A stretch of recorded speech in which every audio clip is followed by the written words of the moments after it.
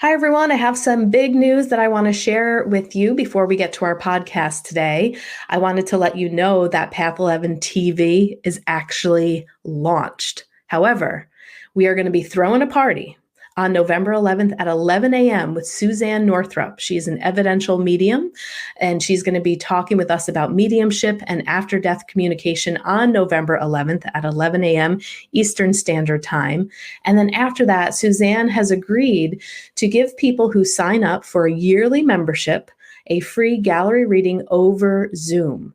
So the readings necessarily aren't guaranteed, depends on how many people sign up.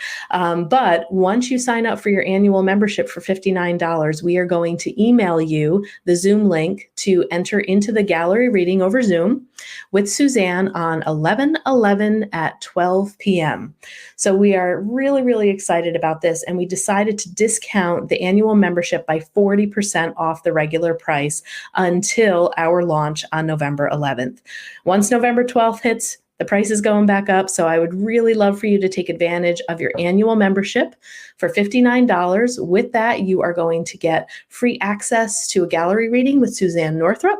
And you can check out her website if you haven't heard of her yet, SuzanneNorthrup.com.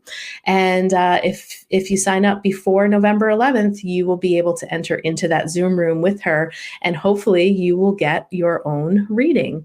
So head on over to path11tv.com. You can register for that annual membership now for $59 and start watching all the content that we have. There's some wonderful stuff on there. I know you're going to enjoy it if you love listening to our podcast. Oh, and by the way, if you've just been listening to the podcast, we have the video podcast for Path 11 over on Path 11 TV. So you can't see them anymore on YouTube, but you can watch them for free at path11tv.com. All right, guys, let's get to our show. Hi, and thanks for tuning in to the Path 11 podcast. I am your host, April Hanna. At the Path 11 podcast, we are here trying to deliver leading-edge research on consciousness, healing, and metaphysics. And just like you, we are trying to answer the big questions about life. Who are we? Why are we here? And what is our purpose? We hope by listening to our podcast, it will make each day you live on Earth a little easier to understand. And now for today's podcast. Hello, everyone, and welcome to the Path 11 podcast today. Today, you are going to hear a story, probably one that may seem a little sad at first, but inspirational towards the end. I have a guest today, Terri Segal, who is also a licensed marriage and family therapist who specializes in art therapy. However, she lost her brother to suicide. Her brother's name is Duffy, and she has begun to communicate with him since he has passed. Actually, it was quite immediate after he passed, and wrote a book called Never Parted.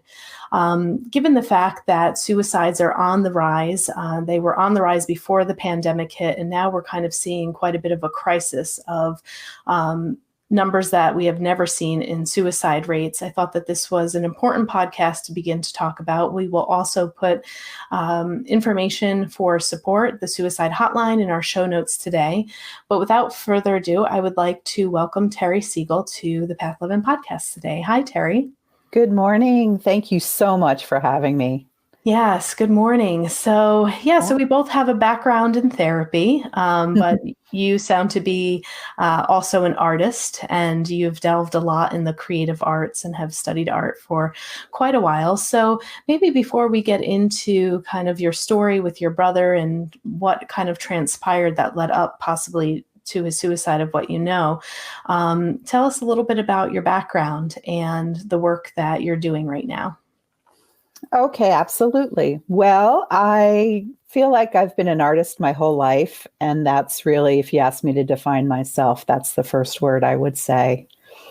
And I've done painting and jewelry making and all kinds of stuff, and I still continue. Now I kind of like photography, and I continue to experiment. And I went through, like a lot of people, this whole process of not really knowing who I was or what I wanted to do, and came out to California from the East Coast right after college, and, had a great California experience, and I still do. But I think I finally found myself in my early 30s, and after trekking in Nepal, it came to me that I should combine my love of people with my art. And so I went for a master's in art therapy. Wonderful. And I'm a marriage and family therapist and an art therapist. And I've been doing that for 20 years. And it's been just a beautiful career. I'm very blessed. Yes. Very blessed. Yeah. So I know that your brother was one of your best friends. So why don't you tell us a little bit about your relationship with your brother, and I guess take us through his journey while he was alive. And then let's definitely get into the book that you have written, Never Parted, that really begins to describe the communication that you've had with him in the afterlife. Okay. Well, Jeff, his actual name is Jeff, and he was a year and a half younger than me. And I was totally fascinated by him by day one. You know, I'd sneak into his crib when we were little and just like try and touch his toes. And I was just like crazy about him. And we were really just very close. And as we got older and became adults, mentally, we were very much on the same page. And so my whole life, like people have almost commented that he was almost like my twin. We just really were that close, and emotionally, spiritually, in every way. And I should say that I have another brother, Chris, who's 7 years younger. And I just want to honor him by saying he's also this fabulous person that we really connect. So I've been blessed. So Jeff, I couldn't, the nickname Duffy came about because I couldn't say Jeff when I was a little girl. And I actually wrote Duffy on the wall in a crayon or something, much to my mom's chagrin. And Duffy stuck. Yeah. And he was such a Duffy. And he was a Duffy because he was just so soft and caring. He really cared about people. And he really, he got bullied a lot when he was a kid because he was a little bit chunky and he didn't quite know how to stand up for himself when he was younger. We grew up in New Jersey and, part of the neighborhood was a little rough. And so he had some speech challenges. He had some walking challenges. But he turned into this he became a triathlete and he became a lawyer who defended people who had gotten hurt and their insurance companies didn't want to pay. And he ended up defending them. And he was just really, I think one of his principals did tell my mom that he was on the genius scale. So he was really brilliant and he was athletic and he overcame a lot. But he had a couple of things that I think I still ask the question why souls choose to have mental illness and addiction. And I think his mental illness and his addiction, coupled with a painful divorce, in the end, it proved too much for him. Yeah. And what was his addiction? Was he addicted to alcohol or drugs, or what was that? I think the main substance over time was probably cocaine, which ironically enough, my dad struggled with as well. And so addiction is very much a thread or a theme in my family. And being a therapist, what were some of the mental health challenges that you noticed that he had? Well, it was hard, I think, for everyone in his life to sort it out. And in a way, it's not exactly 100% clear, but I'm pretty sure he had bipolar disorder in the end. And that's something that he never would have wanted to fully accept. I think it was really, really hard for him to accept that. Yeah, this story sounds so familiar with a lot of people that I have talked to who have lost somebody to suicide, where, somebody has overcome challenges. They have been very successful in life. They're contributing to the community in some ways. And many times family or friends wouldn't even necessarily see it coming. But certain life stressors like losing a job or a divorce or houses going into foreclosure, bankruptcy, another death of a loved one like you said, when it's coupled with some mental health struggles and addiction, sometimes a life event like a divorce can really put people over the edge and really make it hard for them to see how their life can actually be better, how they can get through it. Would you say that that might have been true with your brother? Um, Absolutely. There were a number of things going on at the end with his business, decisions he had made that weren't great, that were catching up with him. I did ask him once he had passed through automatic writing, which is this technique I use. I asked him about this, and I think one thing that came across that felt really true for his personality, and he actually had kind of said it to me previously, was that in a way, and I say this for folks who are struggling, in a way early on, he didn't seek help in a way that he now thinks he could have. He didn't really pursue it, and he didn't open himself up to it. Mm-hmm. And so his words are, I kept kicking the can down the road. And I kicked it down the road so far that finally, he lost all ability really to survive. He was exhausted. Mm-hmm. Yeah. And how old was he? How long ago was this? So this was, it just was 6 years ago, July 24th, and he had just turned 50. He just turned 50, so he was young. Yeah. And can you talk about the overall impact that this had on the family? Because if for any reason there is somebody listening, contemplating suicide, I think sometimes maybe people will feel as if other people in my family would be better off, the world would be better off without me. And, maybe they're able to see in spirit after they leave the physical body, the impact of what this has created. But I would like you to talk a little bit about how your family members and how people were affected by it. So, if there is anyone listening, it might make them think twice a little bit about how these actions can really alter and change other people's lives. Well, our family, we're not too dissimilar in how we've dealt with it. My brother and my mom and my dad passed many years ago, so he's in spirit. But my mom and my brother and I, my youngest brother, Chris, lived down in San Diego near him. So he's had to... he goes around similar places where they used to hang out. And so sort of the air of my brother, just being near him more has really impacted him in not having him near like he was. And my brother became a dad 5 years ago. And so I know he feels that loss of not having Jeff be an uncle.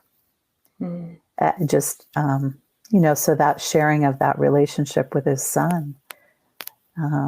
They used to go on adventures together. They did a lot of physical stuff together that I know he misses. Lots of laughter in our family, lots of joking around, and they drummed together, played drums. So he misses him like on a very physical, near level. My mom, she lives on the East Coast and had a more distant relationship. And so my mom has coped with it by being in nature. My brother loved trees, so she goes out and sits under the trees and says hi. And she's talked with other women her age who have lost children to suicide, actually, for support. Me, I think I've always been the family member who just delves into these kind of unusual paths in life. And it wasn't like I actually purposefully delved into it. Like you said, I immediately started feeling like I was getting these connections. And I've just tried to walk this middle ground of being, I really believe that my brother wants me to be really healthy and make good choices in the moment, and get that learning lesson from him. To understand the amount of freedom we have in the moment in our minds. And if we are really hampered by mental health, because sadness and depression is very real, and you can feel really unable to make decisions. That's a real thing. But to really reach out for help, and try and be willing to try different things that you might not be willing to try in service of yourself. It's really important. Now, even though your brother was in a later stage of life, 50 years old, did you notice, because I've talked to a lot of parents that have lost a child, and I don't think it matters what age the child is, but have you noticed as a sibling in watching your mother go through the grief of losing one of her sons, and her firstborn, right? He was the oldest? No, I'm the oldest. Oh, you're the oldest, and he was a year and a half after. Okay. So did you notice that your mom changed and wasn't quite the same after he passed? I don't spend a lot of time around my mom, because she's on the East Coast. I think it added a layer of sadness, or I really do feel like this forces us to grapple with very deep and personal questions about life when someone takes their life. And I'm not really sure my mom, she doesn't like to go there in her head, I do. That's where I go. That's why I'm a therapist. But I think she's gardened more, or gone swimming more, or really she sort of externalizes and does more. Gotcha. Literally. Yeah. Yeah. And, that's a good point that you bring up too, because just even sharing the difference in the way that you process it and your mom is processing it, that's also very common, with grief, that not everyone in the family will process a death in the same way. And some people may delve into the major questions of life, and other people may just kind of just continue on, but be very numb to it. And like you said, don't want to go there because it can just be too painful for some. Yeah, grief is one of the most personal things we experience, and luckily in our family we have honored each other's way of grieving, which is a nice thing about our family. Yeah. So let's begin to talk about how you started receiving messages from John, and what was that like? And let's get into the book that you wrote about it. Okay. So I was worried about Duffy for months before he actually passed. And I actually was considering moving to San Diego for a little while just to be with him. On the night he passed, I had returned from a plane trip, and I'd gotten into bed really late and I was tired. And I got into bed and I just felt this like shove against my back. And I didn't immediately connect it to him. Even though I was really worried about him, I wasn't, looking back, allowing myself to think that he actually might take his life. So I didn't connect it to him. I just thought, well, that's strange, but I've had strange things happen to me. And so I just went to bed. And then the next morning, I put on all this jewelry that my grandmothers who have passed gave me. And looking back, it seemed very ritualistic, like my subconscious knew. And I put all this jewelry on and I went to work, and I started getting texts from my little brother and Jeff's secretaries that he didn't show up at work that morning. And so it just kind of unfolded from there. And I believe that day, from then on, all kinds of synchronicities have been a main thread that keeps happening through just all kinds of images, license plates, billboards, people, cars. and I'll give you an example of one of the most telling ones that, so for me as a therapist, from the beginning of this, I was sort of diagnosing myself and trying not to do that at the same time. So I passed all the check marks and I was not having psychosis, but something else was clearly going on. And I love my brother so much. I just kept asking for more, that I was open. So one of the synchronicities that was really beautiful was I had this little wooden canoe about 6 inches long. I'd gotten in Hawaii when I was young, and I had it in my house. And when we went to clean out Jeff's apartment, I went into one of his drawers and pulled out, it's an identical wooden canoe. Same length, same shape, same everything. Wow. And so I kind of tucked it into my purse, like, that's mine. No one else is getting that. But the interesting thing is I came home and I put them side by side, and I got into bed, and I've been a painter, and I had painted this picture at least 5 years before he passed. And I had pulled it out a few days before he passed. I pulled it out of the closet. I don't even know why. But I got in bed and I looked at this picture, and I realized that I had painted this picture of 2 canoes on a beach with nothing else around. Wow. And they're the same shape and everything. Oh my goodness. Yeah.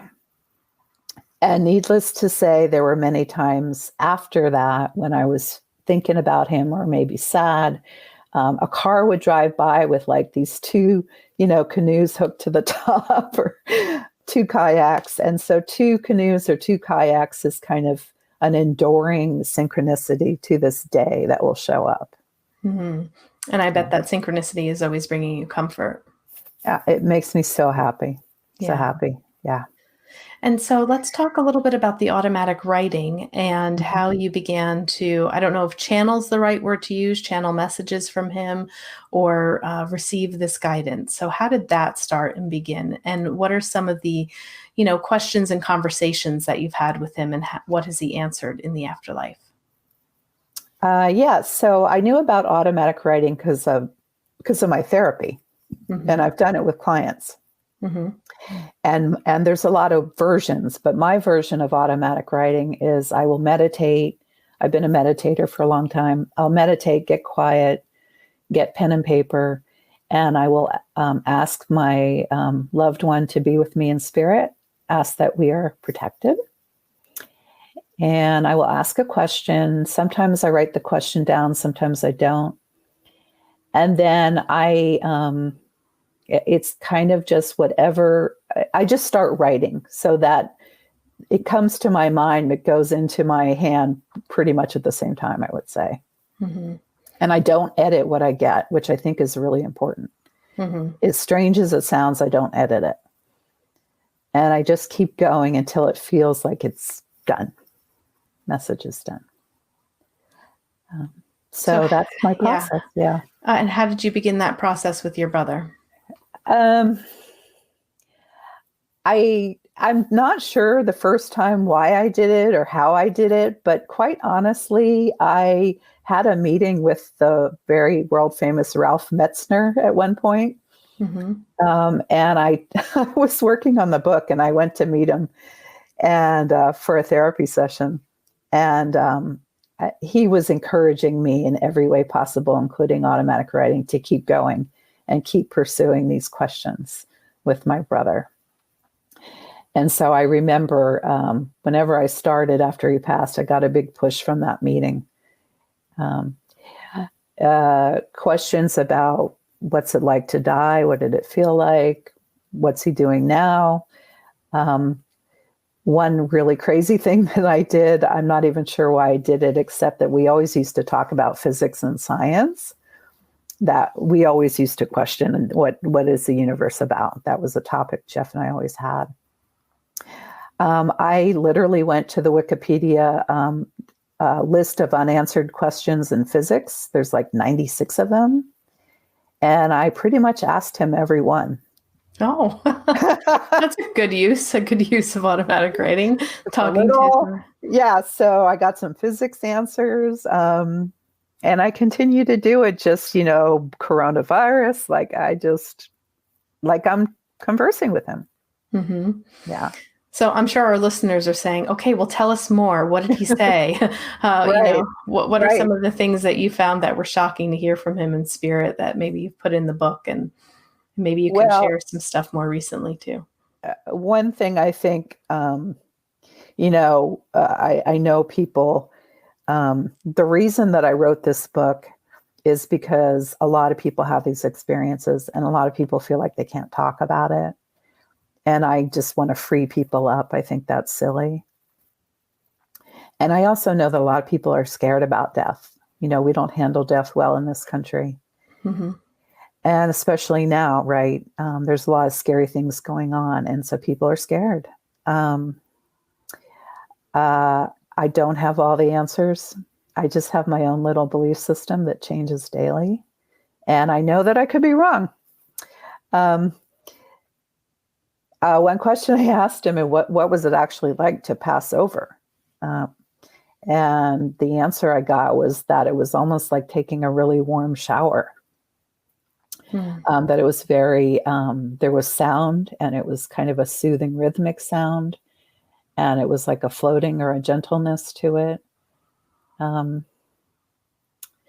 I asked him about what he thought was important about being on Earth. And he said it was really important to learn to increase our capacity for love and cooperation. Hmm.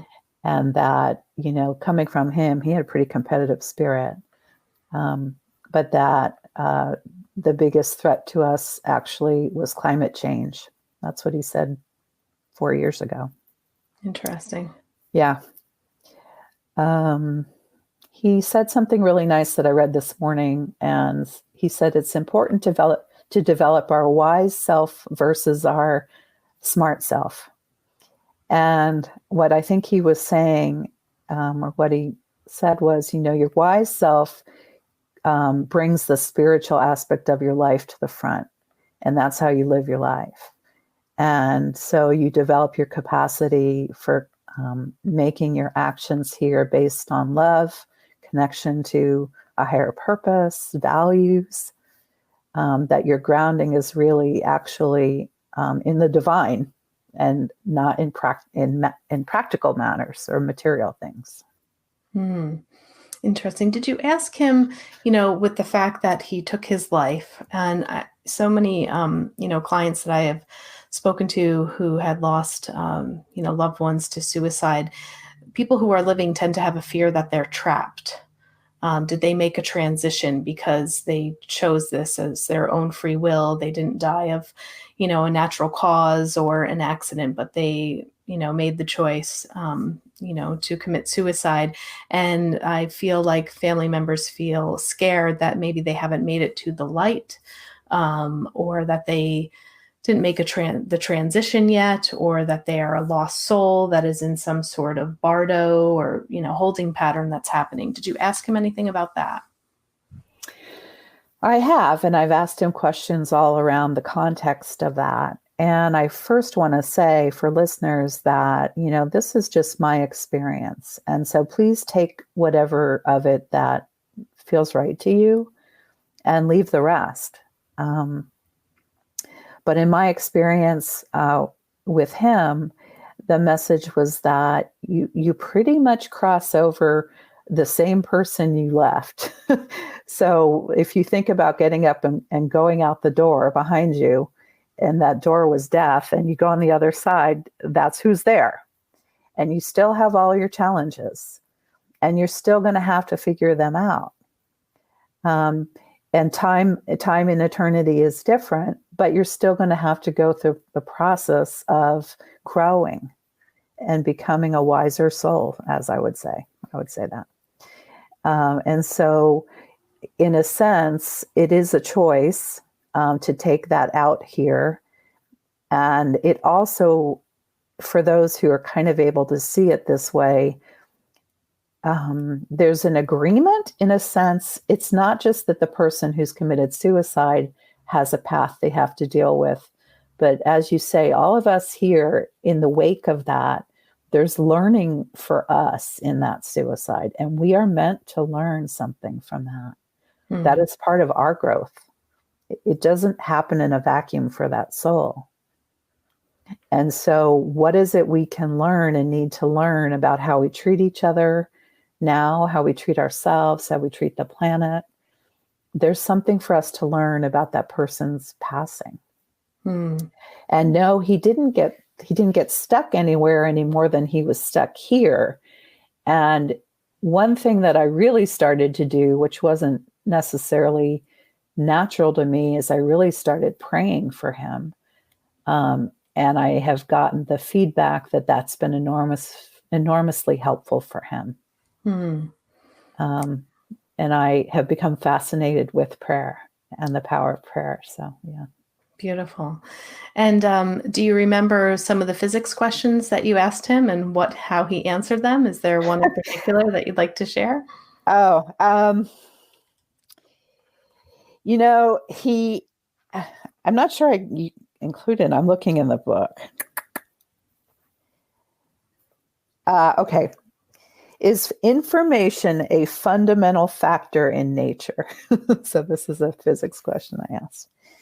Is information a fundamental factor in nature? Yes, information is carried throughout the universe by waves of harmonized energy. Information does not guarantee an outcome, though. It just is. It exists in various forms for the viewer, depending on the viewer's perspective. And so one of the things that happens in my book is a gentleman who wrote a foreword for the book. He went in and he commented on those answers as well, based on his physics experience, and how it resonated or not with what the field is saying. Oh, interesting. And who is that person that wrote the foreword? So it's A.B. Scott Hill. Okay. And he has written his own book. I'm looking for it. So he continues to have his challenges and his areas where he wants to grow is the message I'm getting. You don't cross over and suddenly become perfect and pure, and everything is growing. Eternity is growing. So another question I have is, how can you be sure that you're communicating with him and not just a higher consciousness? Great question. I can't be sure. I know I can't be sure. If there was a way to be sure, that would be amazing.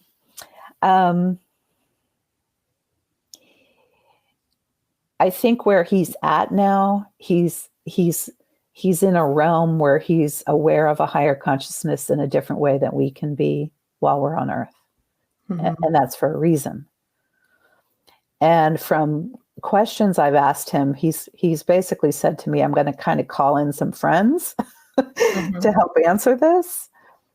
And so his ability to call in a group and help from that perspective and his access is interesting and makes me think that I am speaking with him.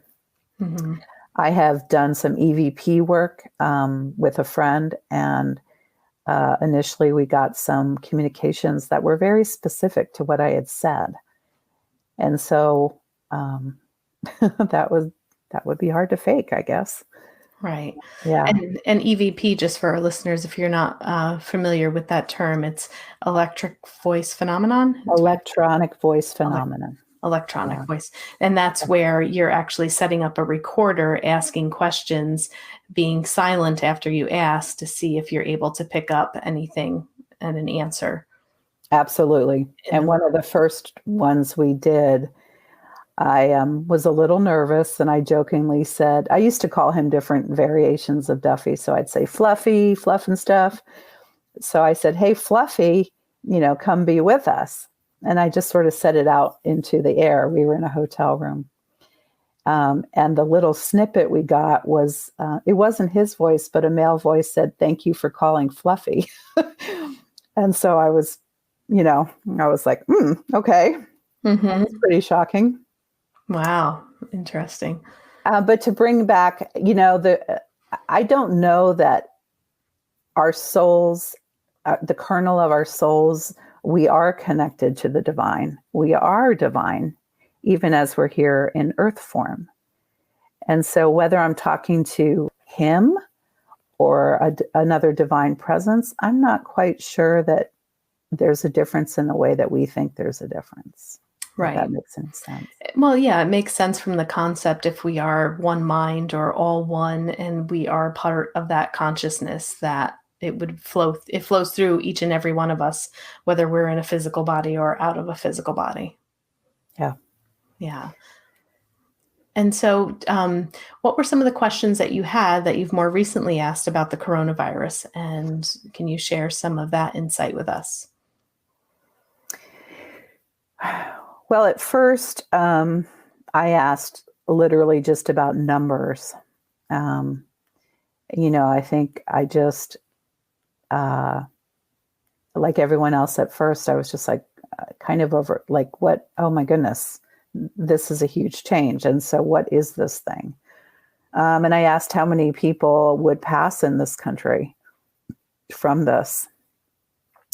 And the answer I got was between 250,000 and 500,000 was the answer I got. Mm-hmm. And that was way back. That was back in March or early April that I asked. And for me, I don't know why I asked numbers. I don't know. Trying to get my head around it. He definitely... No, I'm sorry, I don't mean to interrupt you, but I'm just thinking numbers in some way is also kind of like collecting data and information. And I think also it gives you something that you can check the validity, like, okay, I'm getting this information and this is what's being predicted, or this is what I'm hearing. And then there will be numbers that are reported. Yeah, and that's a good point. And thank you for saying that, because there's still a part of me that's always checking the validity of what's happening. Sure. And, even now, 6 years later, there's a little part of me that's testing this out. Is it really him? Am I really connecting with someone on the other side? Right. Yeah. And did you ask any questions about like the purpose of this, or how will we move through it, or what does this look like when we get to the other side? I did, and it's kind of a multi-layer answer. The big answer is there's definitely a purpose. We need to wake up in a lot of ways, because the direction we were going was not sustainable. Mm-hmm. And there was just, there needs to be a waking up, in a sense. I mean, that's an overused word, but everything has purpose. This has purpose. And that's part of, I think, the health of people, is that, do you see this as malevolent or not? And even though it looks scary and is terrible in a sense, there's a purpose to it, a spiritual purpose. Mm-hmm. Yeah. Great. And now with your book, who would you say you wrote the book for? Is this a book for family members who are grieving the loss of someone?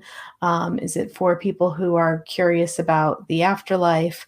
Who do you think your book would benefit the most if they were to pick it up off the shelf? Good questions. I think all of the above. It's a personal story. I talk very personally about some of the things I did, what I've gone through, what I've experienced. I think for someone who already believes in this, it's going to be confirming of what they experience. I think for somebody who's lost somebody to suicide, it's going to give them some hope, hopefully. Mm-hmm. For someone, I really wrote this book for someone who maybe is having signs, but they're afraid to believe it. And they're on that kind of cusp. And the woman in Kansas who tells me, I lost my daughter and I feel her arms on my shoulders, but I can't tell anyone about that. That's the person I wrote this for. So you know what other people have experienced this. You're not crazy. Yeah. Yeah. Wonderful. Yeah. Well, thank you so much for being a guest on the Path 11 podcast. Can you share with our listeners where they can find your information on your website and where they can purchase your book? Sure. My website is terrisegal.com, TerriSegal. And there's a lot of good information there for folks. And of course, right now it's on Amazon and Barnes and Noble. I feel like I have to say that caveat. Mm-hmm. It's on Amazon and it's on Barnes and Noble, I believe, as well. So, okay. Well, wonderful. Terri, thank you so much for sharing this up close and personal story. And, I really, really enjoyed hearing about Duffy and hearing about the fact that there still is the ability to have communication with our loved ones after they have departed this earth or the physical body. So thank you so much again for being a guest. Thank you so much. So grateful for the opportunity. Thanks again for listening, everyone. I hope you enjoyed that show. And don't forget to head on over to path11tv.com, grab your annual membership for $59. Remember, that is 40% off the regular price. Once November 12th hits, the price is going to go back up to the regular price. So I really want you to take advantage of our launch deal of $59. You get over 75 hours of content that we have on there.